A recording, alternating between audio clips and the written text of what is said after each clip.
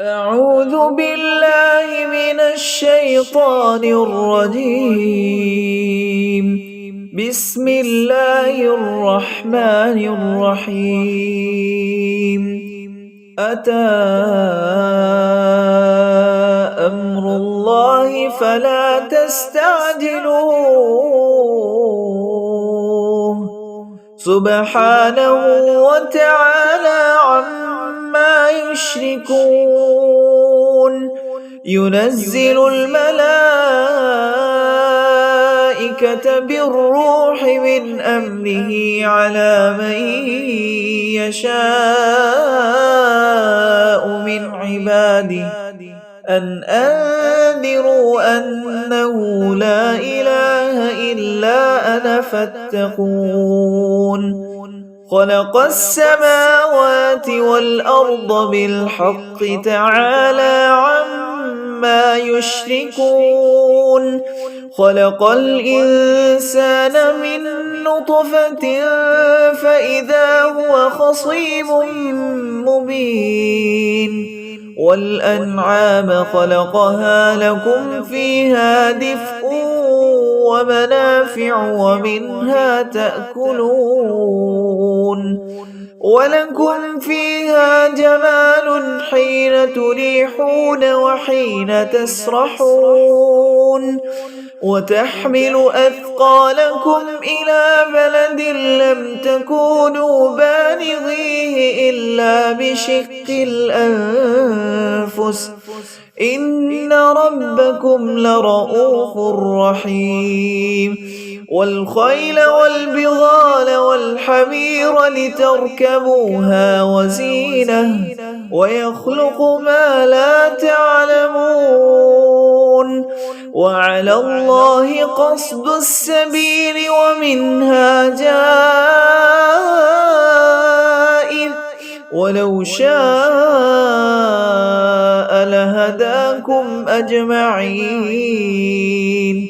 هو الذي أنزل من السماء ماء لكم منه شراب ومنه شجر فيه تسيمون. ينبت لكم به الزرع والزيتون والنخيل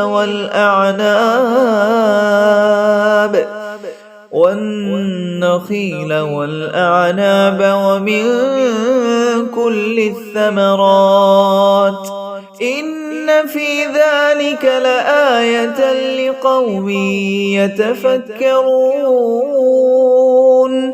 وسخر لكم الليل والنهار والشمس والقمر والنجوم مسخرات بأمره إن في ذلك لآيات لقوم يعقلون. وما ذرأ لكم في الأرض مختلفا ألوانه إن في ذلك لآية لقوم يذكرون. وهو الذي سخر البحر لتأكلوا منه لحما طريا وتستخرجوا منه حلية تلبسونها وترى الفلك مواخر فيه ولتبتغوا من فضله ولعلكم تشكرون. وألقى في الأرض رواسي أن تميد بكم وأنهارا وسبلا لعلكم تهتدون. وعلامات وبالنجم هم يهتدون. أفمن يخلق كمن لا يخلق أفلا تذكرون. وإن تعدوا نعمة الله لا تحصوها إن الله لغفور رحيم. والله يعلم ما تسرون وما تعلنون والذين يدعون من دون الله لا يخلقون شيئا وهم يخلقون أموات غير أحياء وما يشعرون أيان يبعثون إلهكم إله واحد فالذين لا يؤمنون بالآخرة قلوبهم منكرة وهم مستكبرون لا جرم أن الله يعلم ما يسرون وما يعلنون إنه لا يحب المستكبرين وإذا قيل لهم ماذا أنزل ربكم قالوا أساطير الأولين ليحملوا أوزارهم كاملة يوم القيامة ومن أوزار الذين يضلونهم بغير علم ألا ساء ما يزرون قد مكر الذين من قبلهم فأتى الله بنيانهم من القواعد فخر عليهم السقف من فوقهم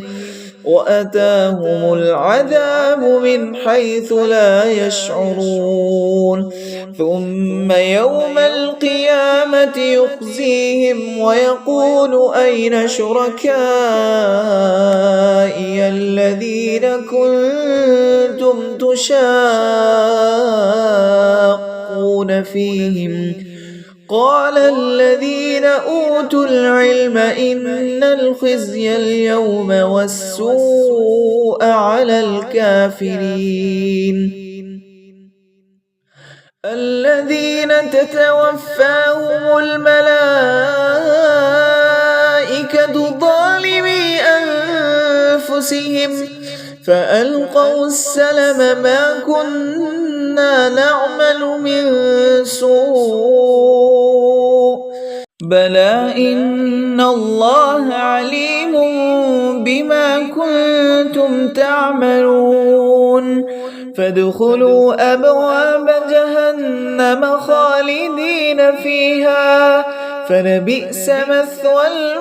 المتكبرين وقيل للذين اتقوا ماذا أنزل ربكم قالوا خيرا للذين أحسنوا في هذه الدنيا حسنة ولدار الآخرة خير ولنعم دار المتقين جنات عدن يدخلونها تجري من تحتها الأنهار لهم فيها ما يشاءون كذلك يجزي الله المتقين الذين تتوفاهم الملائكة طيبين يقولون سلام عليكم ادخلوا الجنة بما كنتم تعملون هل ينظرون إلا أن تأتيهم الملائكة أو يأتي أمر ربك كذلك فعل الذين من قبلهم وما ظلمهم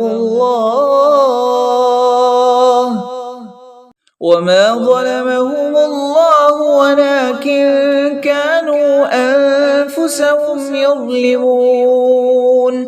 فأصابهم سيئات ما عملوا وحاق بهم ما كانوا به يستهزئون وقال الذين أشركوا لو شاء الله ما عبدنا من دونه من شيء نحن ولا آباؤنا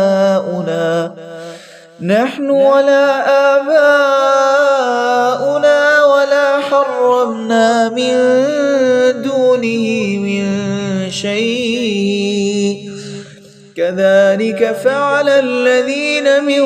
قبلهم فهل على الرسل إلا البلاغ المبين ولقد بعثنا في كل أمة رسولا أن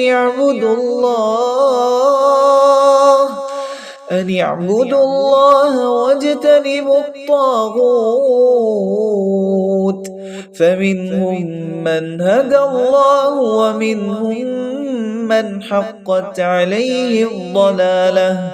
فسيروا في الأرض فانظروا كيف كان عاقبة المكذبين إن تحرص على هداهم فإن الله لا يهدي من يضل وما لهم من ناصرين وأقسموا بالله جهد أيمانهم لا يبعث الله من يموت بلى وعدا عليه حقا ولكن أكثر الناس لا يعلمون ليبين لهم الذي يختلفون فيه وليعلم الذين كفروا أنهم كانوا كاذبين إنما قولنا لشيء إذا أردناه أن نقول له كن فيكون والذين هاجروا في الله من بعد ما ظلموا لنبوئنهم في الدنيا حسنة ولأجر الآخرة أكبر لو كانوا يعلمون الذين صبروا وعلى ربهم يتوكلون وما أرسلنا من قبلك إلا رجالا نوحي إليهم فاسألوا أهل الذكر إن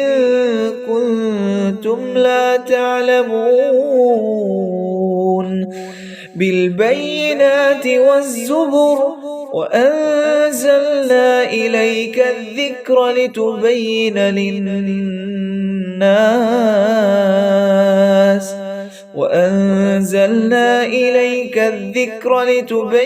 للناس ما نزل إليهم ولعلهم يتفكرون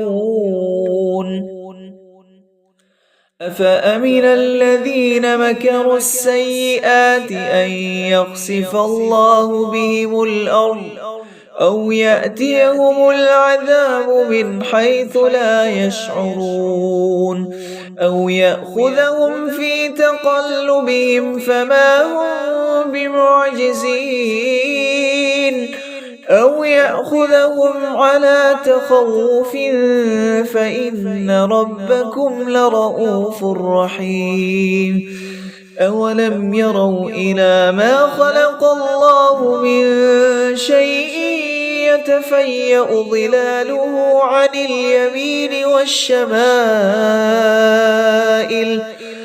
اليمين والشمائل سجدا لله وهم داخرون ولله يسجد ما في السماوات وما في الأرض من دابة والملائكة وهم لا يستكبرون يخافون ربهم من فوقهم ويفعلون ما يؤمرون وقال الله لا تتخذوا إلهين اثنين إنما هو إله واحد فإياي فارهبون وله ما في السماوات والأرض وله الدين واصبا أفغير الله تتقون وما بكم من نعمة فمن الله ثم إذا مسكم الضر فإليه تجأرون ثم إذا كشف الضر عنكم إذا فريق منكم بربهم يشركون ليكفروا بما آتيناهم فتمتعوا فسوف تعلمون ويجعلون لما لا يعلمون نصيبا مما رزقناهم تالله لتسألن عما كنتم تفترون ويجعلون لله البنات سبحانه ولهم ما يشتهون وإذا بشر أحدهم بالأنثى ظل وجهه مسودا وهو كظيم يتوارى من القوم من سوء ما بشر به أيمسكه على هون أم يدسه في التراب ألا ساء ما يحكمون للذين لا يؤمنون بالآخرة مثل السوء ولله المثل الأعلى وهو العزيز الحكيم ولو يؤاخذ الله الناس بظلمهم ما ترك عليها من دابة ولكن يؤخرهم إلى أجل مسمى فإذا جاء أجلهم لا يستأخرون ساعة ولا يستقدمون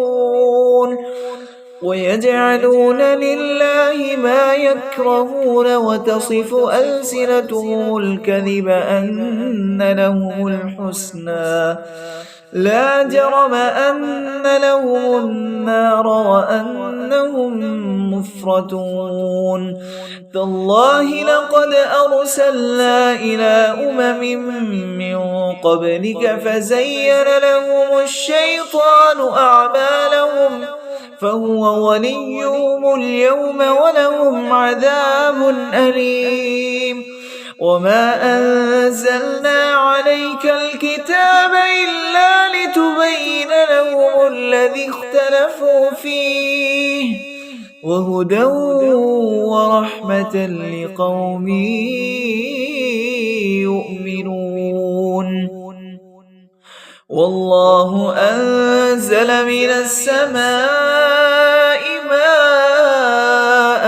فأحيا به الأرض بعد موتها إن في ذلك لآية لقوم يسمعون وإن لكم في الأنعام لعبرة نسقيكم مما في بطونه من بين فرث ودم لبنا خالصا سائغا للشاربين ومن ثمرات النخيل والأعناب تتخذون منه سكرا ورزقا حسنا إن في ذلك لآية لقوم يعقلون وأوحى ربك إلى النحل أن اتخذي من الجبال بيوتا ومن الشجر ومما يعرشون ثم كلي من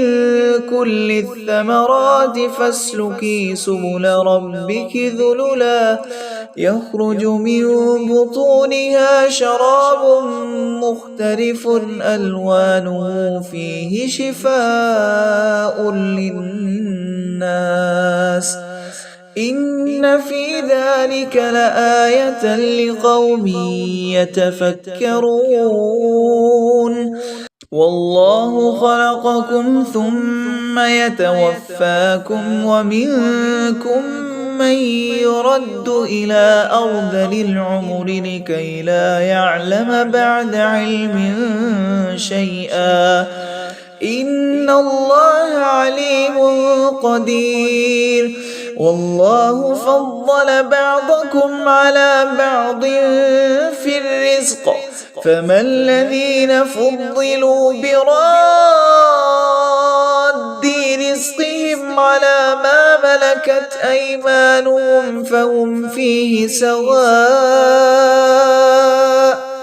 أفبنعمة الله يجحدون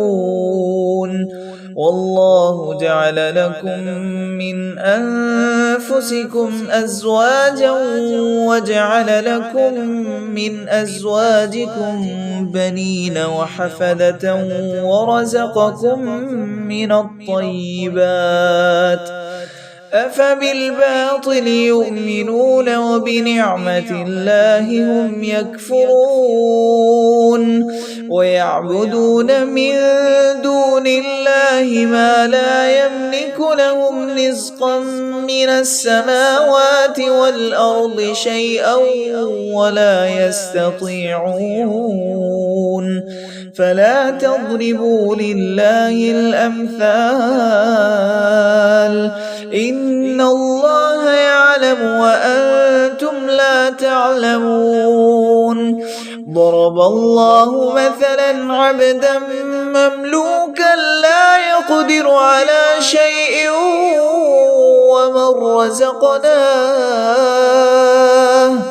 ومن رزقناه منا رزقا حسنا فهو ينفق منه سرا وجهرا هل يستوون الحمد لله بل أكثرهم لا يعلمون وضرب الله مثلا الرجلين أحدهما أبكم لا يقدر على شيء وهو كل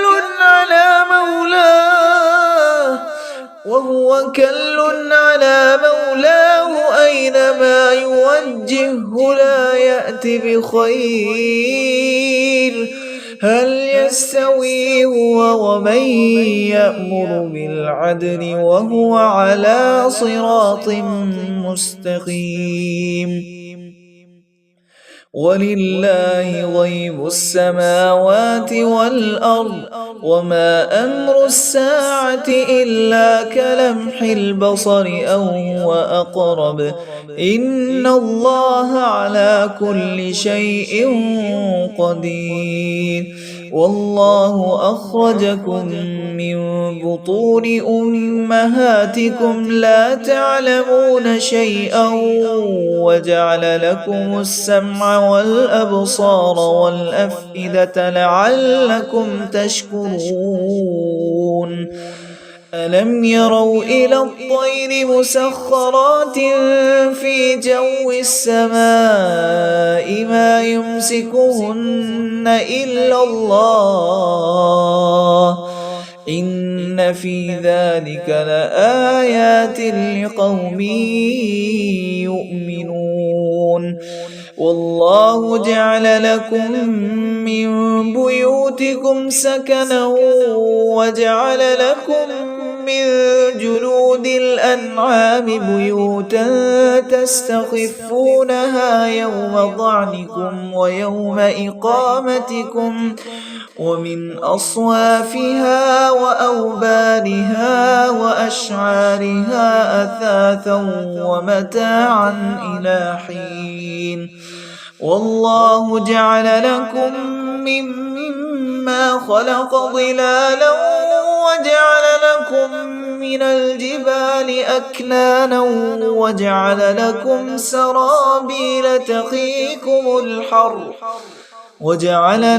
سرابيل تقيكم الحر وسرابيل تقيكم بأسكم كذلك يتم نعمته عليكم لعلكم تسلمون فإن تولوا فإنما عليك البلاغ المبين يعرفون نعمة الله ثم ينكرونها وأكثرهم الكافرون ويوم نبعث من كل أمة شهيدا ثم لا يؤذن للذين كفروا ولا هم يستعتبون وإذا رأى الذين ظلموا العذاب فلا يخفف عنهم ولا هم ينظرون وإذا رأى الذين أشركوا شركاءهم قالوا ربنا هؤلاء شركاؤنا الذين كنا ندعو من دونك فألقوا إليهم القول إنكم لكاذبون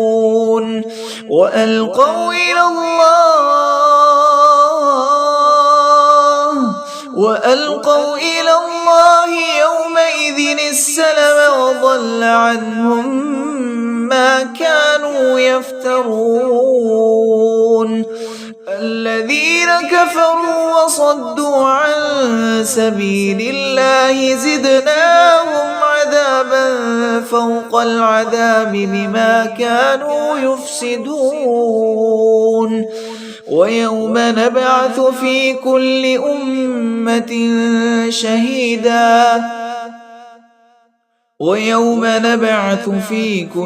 أمة شهيدا عليهم من أنفسهم وجئنا بك شهيدا على هؤلاء ونزلنا عليك الكتاب تبيانا لكل شيء وهدى ورحمة وبشرى للمسلمين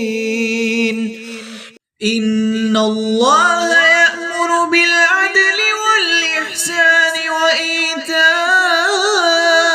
ذي القربى وينهى عن الفحشاء والمنكر والبغي يعظكم لعلكم تذكرون وأوفوا بعهد الله إذا عاهدتم ولا تنقضوا الأيمان بعد توكيدها وقد جعلتم الله عليكم كفيلا إن الله يعلم ما تفعلون ولا تكونوا كالتي نقضت غزلها من بعد قوة أنكاثا تتخذون أيمانكم دخلا بينكم أن تكون أمة هي أربى من أمة إنما يبلوكم الله به وليبينن لكم يوم القيامة ما كنتم فيه تختلفون ولو شاء الله لجعلكم أمة واحدة ولكن يضل من يشاء ويهدي من يشاء ولتسألن عما كنتم تعملون ولا تتخذوا أيمانكم دخلا بينكم فتزل قدم وتذوقوا السوء بما صددتم عن سبيل الله ولكم عذاب عظيم ولا تشتروا بعهد الله ثمنا قليلا إنما عند الله هو خير لكم إن كنتم تعلمون ما عندكم ينفد وما عند الله باق ولنجزين الذين صبروا أجرهم بأحسن ما كانوا يعملون من عمل صالحا من ذكر أو أنثى وهو مؤمن فلنحيينه حياة طيبة ولنجزينهم أجرهم بأحسن ما كانوا يعملون فإذا قرأت القرآن فاستعذ بالله من الشيطان الرجيم إنه ليس له سلطان على الذين آمنوا وعلى ربهم يتوكلون إنما سلطانه على الذين يتولونه والذين هم به مشركون وإذا بدلنا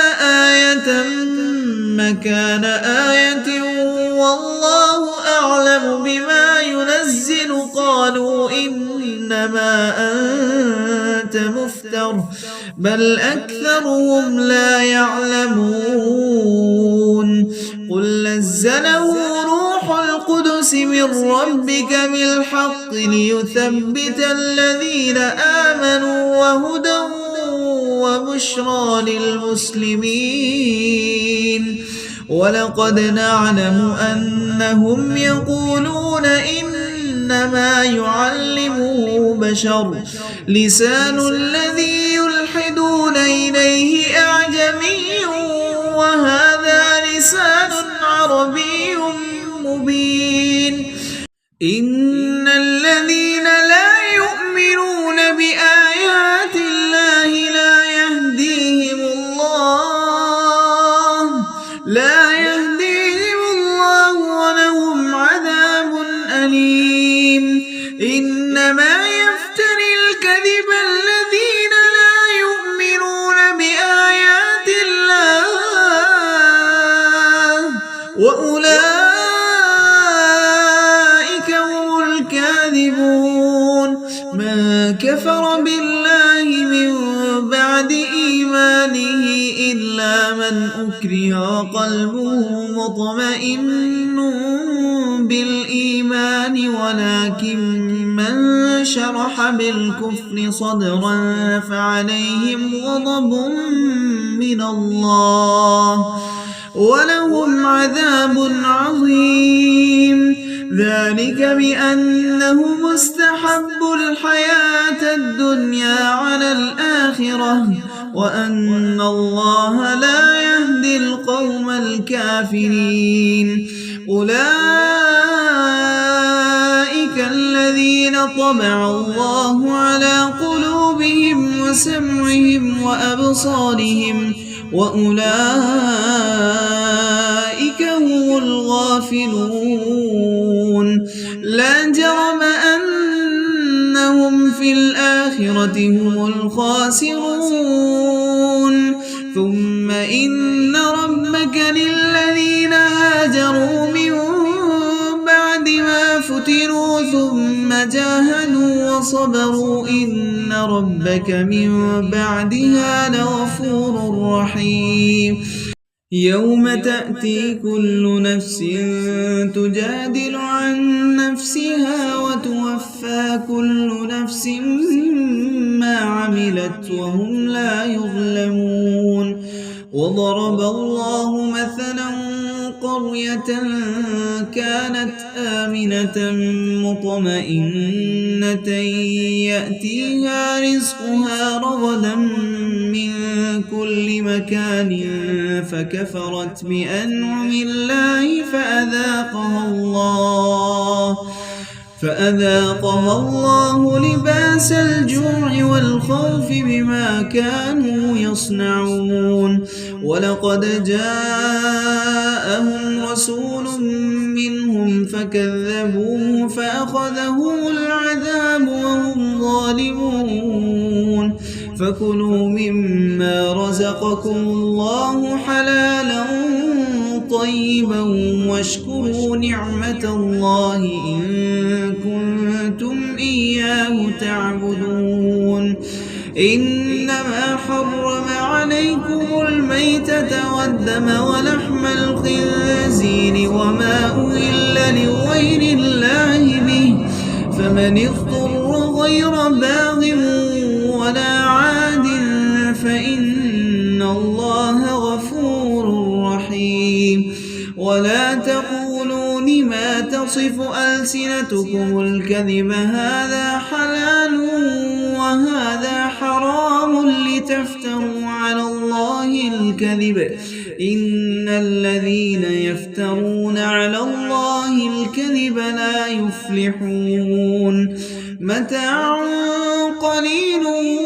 ولهم عذاب أليم وعلى الذين هادوا حرمنا ما قصصنا عليك من قبل وما ظلمناهم ولكن كانوا أنفسهم يظلمون ثم إن ربك للذين عملوا السوء بجهالة ثم تابوا من بعد ذلك وأصلحوا إن ربك من بعدها لغفور رحيم إن إبراهيم كان أمة قانتا لله حنيفا ولم يك من المشركين شاكرا لأنعمه اجتباه وهداه إلى صراط مستقيم وآتيناه في الدنيا حسنة وإنه في الآخرة لمن الصالحين ثم أوحينا إليك أن اتبع ملة إبراهيم حنيفا وما كان من المشركين إنما جعل السبت على الذين اختلفوا فيه وإن ربك ليحكم بينهم يوم القيامة فيما كانوا فيه يختلفون ادع إلى سبيل ربك بالحكمة والموعظة الحسنة وجادلهم بالتي هي أحسن إن ربك هو أعلم بمن ضل عن سبيله وهو أعلم بالمهتدين وإن عاقبتم فعاقبوا بمثل ما عوقبتم به ولئن صبرتم لهو خير للصابرين واصبر وما صبرك إلا بالله ولا تحزن عليهم ولا تك في ضيق مما يمكرون